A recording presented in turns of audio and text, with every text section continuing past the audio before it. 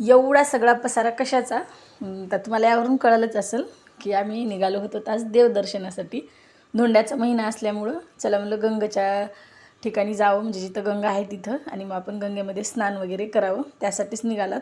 मग आता ही गंगा नाही बरं का, हे तळं आहे कंधारचं. मग तिथला थोडासा शूट घेतला.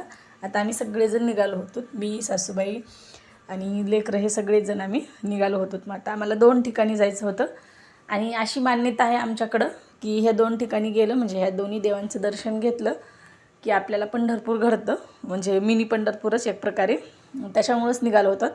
आणि काल होती एकादश, आणि एकादशीलाच जास्त महत्त्व असते म्हणजे या देवांना जाण्याचं.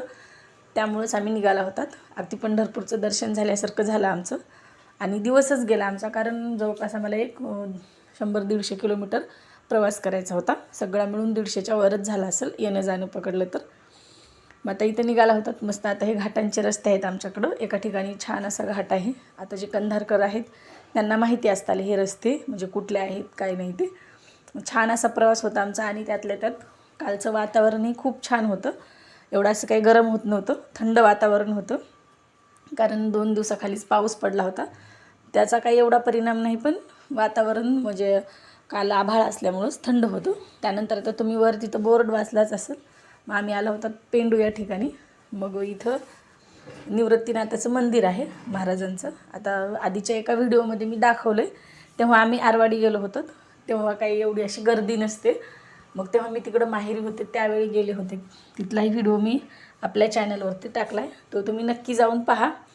आणि इथं मग मी सांगितल्याप्रमाणे आज एकादशी आहे आणि एकादशीला खूप गर्दी असते, अगदी पंढरपूरसारखंच इथं सगळं काय असते. आता ही छोटीशी अशी यात्रा भरलेली असते. आता हे तर प्रत्येक ठिकाणीच दुकानं लागायलीत, कुठेही कोण्याही ठिकाणी. पहिलं एवढं काही नव्हतं. यात्रा जर असली तरच ठिकाणी अशी दुकानं वगैरे यायचे आणि खूप मोठी यात्रा असते. मला वाटतं कार्तिकी एकादशी झाल्याच्या नंतर म्हणजे एका महिन्याला एकादशीलाच असते यात्रा ही. 2-3 दिवस चालते. मग यामध्ये आता टकरी वगैरे खूप असं काय असते या यात्रेमध्ये. खूप छान असते. पण कधी जर गेले यात्रेच्या वेळी तर मी इथला नक्कीच व्हिडिओ शूट करेल आणि तुमच्याबरोबर शेअरही करेल. त्यानंतर मग आता इथं दर्शनाला खूप रांग लागली होती. अगदीच मंदिराच्या भरपूर बाहेर असं रांग लागली होती. खूप भाविक येतात या दिवशी, कारण एकादशीला खूप महत्त्व आहे. या दोन्ही आम्ही ज्या देवस्थानाला गेलो होतो तिथं, कारण हे दोघंही विठ्ठलाचे भक्त आहेत त्याच्यामुळं. आता हे मेन मंदिर आहे. मंदिराच्या पुढं आलतो आम्ही आणि एवढं ऊन होतं, पण एवढी भक्ती, एवढा भाव सगळ्यांचा. अगदीच म्हणजे खरंच किती भोळी भाबडी लोक असतात ना आपली इकडची. यांना खरंच देवाचं खूप वेळ असते आणि याच ओढीपायीच हे सगळेजण आलेले असतात. आता इथे हे वाजवत होते मामा. मी म्हणलं मामा व्हिडिओ घेते, थांबाई थांब म्हणून व्यवस्थित सगळं काय करून. मग हा असा किती साधी मला व्हिडिओ घ्यायला लावला. आपली जुनी माणसं आणि खरंच ही शेवटची पिढी आहे अशी आता साधी भोळी. आता आणि थोडीफार आता म्हणजे आमच्या आईवडिलांची अशी आता हे शेवटची पिढी आहे. असे साधे भोळे माणसं म्हणली तर त्यांचं ना कोण्या मोबाईलवरती अकाउंट असेल ना काहीच असेल असोत. मग आता इथं आम्ही मंदिराच्या जवळपास गेलोत. तब्बल 1 तास 1-1.5 तास म्हणलं तरी जमल आमचे सगळे चिल्ले पिल्ले घेऊन. मग आम्ही तिथं बारीमधून आता गेलोत, पोचलोत मेन मंदिराच्या जवळ. आता तिथं खूप छान आज फुलांनी वगैरे सजावट करतात एकादशी निमित्त.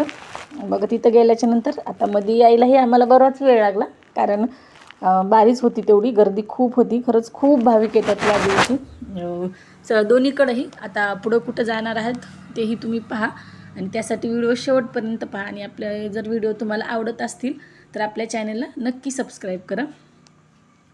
त्याच्यानंतर मग आता तिथं मेन मंदिरापाशी आलात. आता इथं काही एवढं असं म्हणजे प्रॉपर व्हिडिओ घेता आले नाहीत मला, म्हणजे जिथून दर्शन घ्यायचं होतं तिथून मग आपापलं दर्शनच घ्यायचं पडलं होतं, कारण तिथं थोडीशी गडबड करत होते. भाविक मागे खूप थांबले होते आणि असंही आपल्यालाही बरोबर वाटलं नसतं, कारण उन्हामध्ये भरपूर जण होते आणि आपणही त्या सिच्युएशनमधून पुढं आला होतात. त्यामुळे आपण जाणू शकत होतात की बाहेरच्या लोकांना उन्हाचा वगैरे किती त्रास व्हायला. मग तरी थोडंसं मी शूट घेतलं आहे तिथं. आता ही मंगन आहे देवाची. मग याचाही खूप छान इतिहास आहे. आता एखादा जर कधी असं आरवाडी गेलोत आणि त्या मंगन जर व्यवस्थित असं सगळं शूट केली तर मी नक्कीच तो व्हिडिओ तुमच्याबरोबर शेअर करेन. आणि पोथीतच वाचलेला आहे मी. आता इथूनच का होईना तुम्हीही देवाचं दर्शन घ्या. आणि मग थोडंसं नंतर मग बाहेर आले आणि मग थोडंसं व्यवस्थित वाटलं मला. त्याच्यामुळं मग पुन्हा बाहेर येऊन मी आणखी देवाचे व्हिडिओ घेतले आणि मधल्यापेक्षा इथूनच हे पहा व्यवस्थित व्हिडिओ आलेत. म्हणजे मध्ये आता तिथं काही थांबू देत नव्हते, कारण छोटी छोटी लेकरं हे उन्हामध्ये थांबले होते. आणि उन्हाळा तर भरपूर आहे आता सध्या, ऊन खूप कडक होतं. तरी एवढं काल काही नव्हतं, आता थोडंफार तर ऊन पडणारच, कारण उन्हाळ्याचे दिवस आहेत. मग तरी वातावरण थोडंसं ढगाळ असल्यामुळं तेवढं काही वाटत नव्हतं, पण गरमी मात्र होत होती. त्यानंतर इथं असा बाहेर पादुकांचा अभिषेक केला जातो. आता सकाळी एक मेन अभिषेक होतो देवाचा, आणि त्याच्यानंतर मग जे भाविक इच्छुक आहेत अभिषेक करण्यासाठी, त्यांच्यासाठी आता हा ऑप्शन त्यांनी निवडला आहे. मग इथं गेला होतात खाली, आता ते आधी तुम्हाला दाखवले तिथलं देवानं, म्हणजे जेव्हा शेव झाले होते देव तिथं बसवण्यात आलं होतं, तिथलं आहे. त्याच्यानंतर मग आम्हाला यायचं होतं आता इकडं, तुम्ही वाचलंच आहे इथं आता बोर्डवर, श्री क्षेत्र फळा या ठिकाणी. मग इथं फळा या ठिकाणी आलात आम्ही. आता इकडं सगळीकडंच शेतकऱ्यांनी पहा कसे असे शेतं मस्त नांगरून, जे कचरा वगैरे काडी कचरा वेचून सगळं काय व्यवस्थित करून ठेवल्यानंतर आम्ही इथंही पोचलात मग फळा या ठिकाणी. आता हे जवळच आहे. आता माझ्या माहेरापासून तर अगदीच 15 ते 20 किलोमीटरच्या अंतरावर आहेत, पण आमच्या गावापासून भरपूर लांब आहे, कारण आमचं गाव इकडं कंधार तालुक्यात आहे आणि मग पालम तालुक्यात, म्हणजे जिल्हाच वेगळा आहे. अगदीच नांदेड जिल्ह्यामध्ये आम्ही आणि ते परभणी जिल्ह्यात, असं खूप लांब आहे. मग तिथं अचानकच माझ्या आईची भेट झाली. आता मला काही माहिती नव्हतं ती येणार आहे की नाही ते. मग खरंच खूप छान वाटलं, अगदीच माहेरातच गेल्यासारखं वाटलं, कारण एकतर माहेरची माणसंही भेटली आणि आपण माहेरच्या भागातही होतो. मग मी असंच आहुंना चिडवत होते, जाऊ का इथून जाऊ का इथून असंच. मग हे त्याच्यानंतर मग आता इथं हे पहा, गंगेच्या आजूबाजूचा परिसर आहे आणि इथून मेन खाली जावं लागते. खूप साऱ्या पायऱ्या आहेत आणि गंगेला एवढं पाणी आहे जास्त. आता एरवी एवढं काही असं, आम्ही आधी गेला होता तर तिथं अलाउड नव्हतं, म्हणजे सांभाळून जा असं सगळे सांगत होते. पण आज तिथल्या लोकांनाही माहीत होतं, लोक काय आज ऐकणार नाहीत, कारण गंगेचं स्नान हे खूप पवित्र मानलं जाते धोंड्याच्या महिन्यात. त्याच्यामुळे सगळेजण स्नान करत होते. तरी पण इथं खूप छान सोय आहे, खालीपर्यंत पायऱ्या बांधलेल्या आहेत. जेव्हा गंगेचं पाणी आटल्या जाते तेव्हा ते पायऱ्याचं काम ते व्यवस्थितरित्या करतात, आणि खूप जुन्या आहेत पायऱ्या, भरपूर दिवस झाले इथं पायऱ्या आहेत. आणि त्याच्यानंतर मग आता नवीनही ते करतच राहतात. तर इथं पहा अशा छोट्या छोट्या दिंड्या आलेल्या असतात एकादशीच्या दिवशी. लांबून लांबच्या गावावरनं लोक अशी दिंड्या घेऊन येतात. मग मध्ये तुळशीचे वृंदावनं, मृदंग वगैरे वाजवत सगळे टाळ आणि नामाच्या गजरामध्ये इथं देवासाठी येत असतात. अशा बऱ्याच दिंड्या येतात छोट्या छोट्या खेड्यांमधून. मग एकाला एक खेड्यातून माणसं सुटत, असे बरेच जण येत असतात. त्यानंतर आम्ही इथं आता गंगेची पूजा केली, मग ओटी भरण वगैरे केलं गंगेचं. आता आपलं होईल तेवढं तर देवदेव करतच असते प्रत्येकजण. मग असेच भरपूर जण इथं आले होते, आणि बायांचं आपल्या कसं असते सरतच नाही, त्यातल्या त्यात लेकरांना तर पाण्यात एवढी मजा वाटत होती. अगदी 2-3 तास कुठं गेले या गंगेच्या काठ हे ते आम्हाला काही समजलंच नाही. मग आता आज एकादशीमुळे आपल्याला दुसरे काही धोंडे तर चालत नव्हते पुरणाचे वगैरे, त्यामुळे मग तिथं जो पेढा घेतला होता त्याचेच आम्ही धोंडे गंगेला वाहिले आणि सगळ्या देवांना ते. मग इथं छोटासा महादेव काढला, मग महादेवाची आरती वगैरे केली, आणि नंतर गंगेला मग पीस वगैरे सगळं हे काही अर्पण केलं आम्ही. आता म्हणजे ओटी भरली गंगेची एक प्रकारे. त्यानंतर इथं मेन मंदिरामध्ये आलात आम्ही आता मोतीराम महाराजाच्या. इथं एवढा असा काही गर्दा झाला नव्हता, कारण आमचे गंगेवरती 2-3 तास गेले होते. त्याआधी खूप सारी गर्दी होती, जेव्हा मी माझ्या आईला आल्या भेटले त्यावेळी. मग नंतर एवढी बारीही नव्हती, होती थोडीफार, पण ती मध्येच होती, इथं काही एवढा वेळ लागला नाही. नंतर मग मेन गाभाऱ्यात आलात आम्ही, आणि इथं खूप छान असं आमचं दर्शन झालं. वाटलं नाही आज एवढी एकादशी आहे आणि एवढं चांगलं दर्शन होईल व्यवस्थितरित्या. आणि एवढं एक आहे की अशी गडबड करत नाहीत, कारण त्यांना माहीत राहतात बाहेरून उन्हातून लोक आलेले असतात.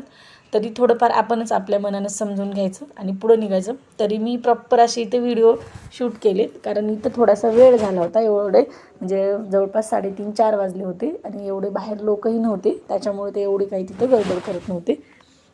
म्हणूनच मी व्यवस्थित सगळे शूट घेतले. मग दर्शन वगैरे घेतलं तिथलं, आणि त्याच्यानंतर मग घरी निघालात. आता हे एक नवीनच मशीन बघितली आम्ही, आणि लेकरं कुतूहलाने बघत होते, त्यामुळे थोडंसं मी आपल्या व्हिडिओमध्ये घेतलं आहे.